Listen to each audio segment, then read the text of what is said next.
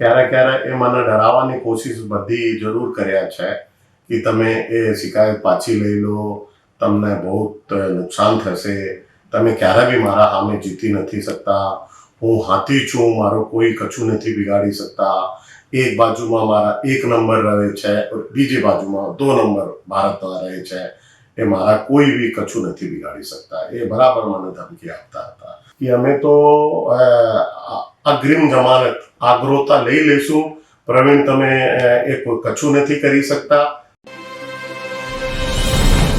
અત્યારે આખા દેશની અંદર ગજેરા બંધુઓનો કેસ ચર્ચાનો વિષય છે અને આ ગજેરા બંધુઓની સામે જેમણે કેસ કર્યો છે એવા પ્રવીણભાઈ અગ્રવાલ અમારી સાથે આજે છે. એમને અભિનંદન આપવા જોઈએ, કારણ કે ગજેરા બંધુઓ પાવરફુલ માણસો છે, એમની બહુ પહોંચ છે એવી બધાને જ ખબર છે અને એવા માણસની સામે પડવું એટલે ખાવાના ખેલ નથી હોતા. પરંતુ એમ છતાં પ્રવીણભાઈએ હિંમત રાખી અને લડ્યા, કોર્ટમાં ગયા અને આજે હાઈકોર્ટના કહેવાથી પોલીસે FIR નોંધવી પડી. તો પ્રવીણભાઈ પાસે આપણે ઘણી બધી બાબતોની જાણકારી મેળવશું. પ્રવીણભાઈ, પહેલા ખબરછે.com તમારું સ્વાગત છે. સૌથી પહેલા એ જાણવું છે કે તમારું શાંતિ રેસિડેન્સી પ્રાઇવેટ લિમિટેડ અને વસંત ગજેરાની સાથે કોન્ટેક્ટ કેવી રીતે થયો? અમે આના કોન્ટેક્ટમાં એ મિલેનિયમ 1 માર્કેટ બનાવ્યા હતા, તો અમે થોડો અહીંયા મારા મારવાડી ભાઈ ઓર યુપી ઓર બધા આવતા હતા ઓર માર્કેટ એ ખાલી હતો, તો અમે એનો હેલ્પ કર્યો કે માર્કેટ ભરી જાય ઓર વેચાવામાં થોડો ઇઝી થઈ જાય, એટલે અમારો કોન્ટેક્ટ આનાથી થયો. અને તમે શાંતિ રેસિડેન્સ પ્રાઇવેટ લિમિટેડ જે વસંત ગજેરાની કંપની હતી એમાં તમે ભાગીદાર તરીકે પછી જોડાયા? હા, આમાં અમે 43 યાની 43% ભાગીદારી તરીકે અમે એમાં જોડાયા હતા. ઓકે, તો જે પ્રમાણે તમે FIR ની અંદર કીધું છે એ પ્રમાણે તમને પછી ક્યારે ખબર પડી કે તમારી સાથે છેતરપિંડી થઈ છે? કારણ કે તમારા વાઇફની, તમારા પિતાની બોગસ સહી કરી અને તમારો 43% શેર 4%ની સીધું લઈ આવ્યા, તો એ ખબર પડી અને એ પછી તમે અત્યાર સુધી શું પ્રોસેસ કરી લડવા માટે? એ અમે 2-3 સાલ પછી ખબર પડી ગઈ હતી કે એ મારા સાથે છેતરપિંડી કરી રહ્યા છે ઓર એ દુકાનો બધી કેસમાં વેચી રહ્યા છે ઓર નાનોકડો ખાલી દસ્તાવેજમાં ચેકથી અમાઉન્ટ લેવી રહ્યા છે. એ ખબર પડતા અમે એના પાસે ગયા, લેકિન એ મને વખેરી અલગ અલગ તરીકેથી ધમકી બહુ આપી, એટલે અમે સહેમી ગયા ઓર અમે એના વિરુદ્ધ કોઈ કાર્યવાહી કર્યા નથી શકતા. પછી થોડા મારા પરિવાર મને થોડો હિંમત દિલાવ્યો કે આપણા હક માટે આપણે લડવું પડશે, તો અમે 2022માં ઇકોસેલમાં આના ખિલાફ અમે અરજી કરી હતી ઓર અહીંયા અરજીથી તપાસ ચાલુ થઈ ગઈ હતી. હા, એ પછી તમે એક લેટર PMOમાં પણ લખ્યો અને તમે ગુજરાત હાઈકોર્ટમાં પણ ગયા? હા, એ અમે ઇમિડિયેટ અત્યારે આપણો નવો ભારત છે, અમે એવું સમજુ છું.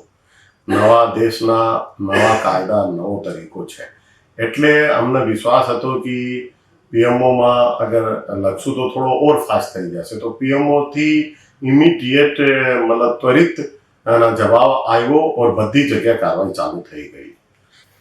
પ્રવીણભાઈ, એક સામાન્ય માણસને સમજ પડે એવી રીતના મારે તમારી પાસેથી પૂછવું છે કે મિલેનિયમ 2 અને મિલેનિયમ 4ની જે 1928 કરોડની ટોટલ રકમની છેતરપિંડી થઈ હોવાનું તમે FIRમાં લખ્યું છે, તો એમાં તમારી રકમની નુકસાની કેટલી? તમને કેટલા પૈસાનું નુકસાન થયું?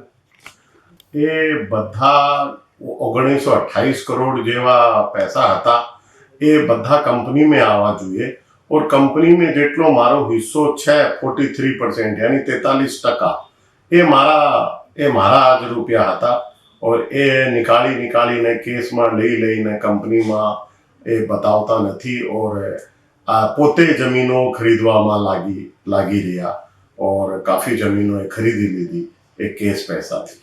તો પ્રવીણભાઈ, એવું કહી શકાય કે અંદાજે લગભગ 650 કરોડ 700 કરોડની આજુબાજુ તમારી અમાઉન્ટ થાય 1928ના 43% કે 40% ગણીએ તો?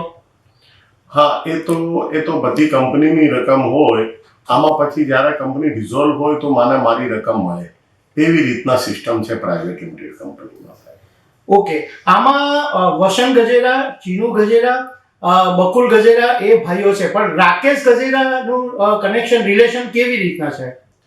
એ રાકેશ ગજેરા આના ભાઈ ગિરધર ગજેરાના છોકરો છે ઓર એ આના NRI છે ઓર એ NRI રીતે અહીંયાથી પૈસા એ લોકો મોકલતા હતા ઓર ત્યાંથી એ ચેકથી બધું પૈસા કંપનીમાં ઓર બીજી કોઈ કામમાં એ અહીંયા ઇન્ડિયામાં મોકલતા હતા બાય બેંક દ્વારા. ઓકે, તો તમારો કહેવાનો મતલબ એમ છે, જે પ્રમાણે અમારી પાસે જાણકારી છે કે રાકેશ હોંગકોંગથી ઓપરેટ કરતો હતો અને એ અહીંયાથી જે પૈસા જાય એ ત્યાંથી અહીંયા આગળ વાઇટ કરી અને અહીંયા મોકલે, તો એક પ્રકારે આ મની લોન્ડરિંગનો પણ આરોપ છે.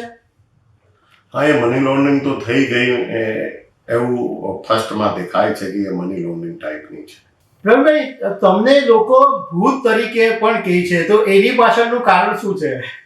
એ મારું નામ એમ તો પ્રવીણ દેવકીનંદન ભૂત છે, મારી અટેક છે ભૂત. और ये अग्रवाल मारा सरनेम છે જે તમે સમજો છો. જી. પ્રવીણભાઈ, તમે આટલા વખતથી આટલી મોટી રકમ અને આટલા પાવરફુલ માણસોની સામે લડી રહ્યા છો, તો આ આખા વાતના સમાધાન માટે કોઈ રાજકીય પાર્ટી સાથે મીટિંગ થઈ હોય, સમાધાન બેઠક થઈ, એવું થયું છે? ના, એવું તો નથી થયું. ક્યારેક એ મને ડરાવવાની કોશિશ બધી જરૂર કર્યા છે કે તમે એ શિકાયત પાછી લઈ લો, તમને બહુ નુકસાન થશે, તમે ક્યારે બી મારા સામે જીતી નથી શકતા, હું હાથી છું, મારો કોઈ કશું નથી બિગાડી શકતા. એક બાજુમાં મારા 1 નંબર રહે છે, બીજી બાજુમાં 2 નંબર ભારતમાં રહે છે, એ મારા કોઈ બી કશું નથી બિગાડી શકતા. એ બરાબર મને ધમકી આપતા હતા. અત્યારે બી અમે સાંભળ્યો હતો બજારથી, માર્કેટથી કે તમે કશું બી કરી લો, અબ તો મને તમને કશું દેવો બી નથી ઓર કંપનીમાં જે બચેલા જે તમારા શેર છે 4.02 એ બી તમારાથી અમે લઈ લઈશું. પ્રવીણભાઈ, અમારી પાસે એવી માહિતી હતી કે કોઈ એક રાજકીય મોટા છે, જેનું મોટું કદ છે, કેન્દ્ર લેવલના નેતા છે, એમણે વસંતભાઈ ગજેરા અને તમારી સાથે એવી કોશિશ કરેલી, પરંતુ એ મીટિંગ ફ્રૂટફુલ નહોતી થઈ, તો એવું નથી બન્યું? નહીં, એમાં તો એવું છે, એ લોકો ક્યાં ગયેલા હશે તો મને એટલી મોટી ખબર નથી, પણ એ ક્યારે બી મને મારો હિસ્સો દેવાનો પ્રયાસ નથી કર્યો. એની ટાઈમ એ જ કહેતા હતા કે તમારો કશું નીકળે નહીં, મને તમને લેવાનું છે, એ છે તે છે, એવી કરીને મારી પૂરા માર્કેટના બદનામ કરતા હતા. 8, 10 વર્ષ, 12 વર્ષ અત્યારે બી એ બધા માર્કેટમાં મારા લોકોને એવું જ કહે છે કે એ તો આના પ્રવીણનો કશું નથી નીકળતો, પ્રવીણ તો ગલત કરે છે મારા સાથે, એ બધાના સાથે ગલત કરે છે, એવી રીતના આરોપ લગાવે છે. પ્રવીણભાઈ, તમે અગ્રવાલ સમાજમાંથી આવો છો અને સુરતમાં અગ્રવાલ સમાજનું એક મોટું વજન છે, ખાસા લોકો અહીંયા ઘડી રહે છે અને પોલિટિકલી પણ એક ખાસું વજન છે, તો અગ્રવાલ સમાજ તમારી સાથે, તમારી પડખે તમને સપોર્ટ કરવા માટે સામે નથી આવ્યો? નહીં, મારા તો અગ્રવાલ સમાજ કે બધું ગુજરાતી સમાજ ઓર બધા સમાજ મારા સાથે છે, એ સમાજવાળી કોઈ વાત જ નથી.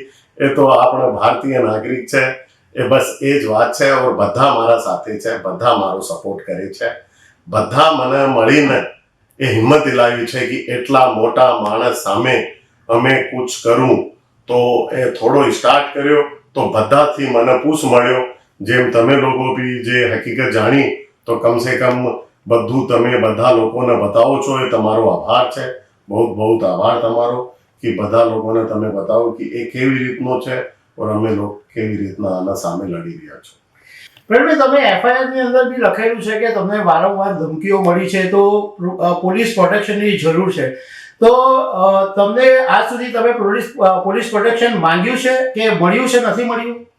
નહીં, અમે ક્યારે બી પોલીસ પ્રોટેક્શન માંગ્યું નથી, પણ ધમકી આપતા હતા. લેકિન જે સુરતના કમિશનર સાહેબ ઓર પોલીસ જે છે એ મને ખાતરી આપી છે કે તમારે કશું ન થાય, કોઈ બી પ્રોબ્લેમ ન થાય, તમારા પરિવાર સુરક્ષિત રહેશે, એ મને એ ખાતરી આપી છે. એટલે અમને પોલીસ પ્રોટેક્શનની જરૂરત નથી.